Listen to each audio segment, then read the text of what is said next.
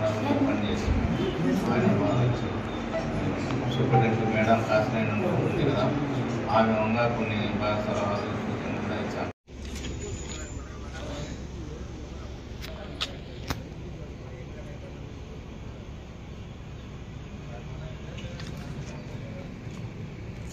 బ్రహ్మంగారి మఠం మండలంలో వ్యవసాయ కార్మిక సంఘం ఆధ్వర్యంలో సోమిరెడ్డిపల్లె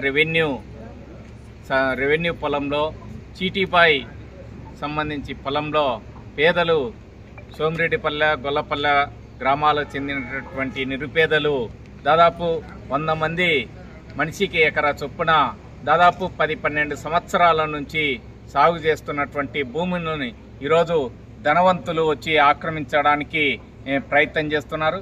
కాబట్టి ఈరోజు తహసీల్దార్ కార్యాలయం వద్దకు రావడం జరిగింది. ఆయనకు అన్ని వివరించి పేదలను సాగులో ఉండాలా, 10-12 సంవత్సరాల నుంచి వాళ్లకు పట్టా పాస్బుక్ అసైన్మెంట్ కమిటీ ద్వారా పట్టాలు ఇచ్చే పద్ధతిలో వాళ్ళని యథావిధిగా కొనసాగించాలా, భూ కబ్జా వాళ్లను అరికట్టాలా, స్థానిక చీటీపై రెవెన్యూ పొలంలో పెసల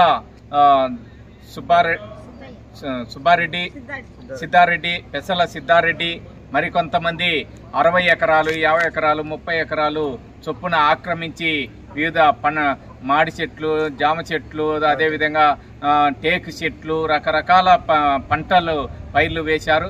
అవన్నీ స్వాధీనం చేసుకోవాలి. అదేవిధంగా అక్కడ ఉన్నటువంటి ఆన్లైన్లు కూడా అనర్హులకు ఆన్లైన్లు చేసినారు.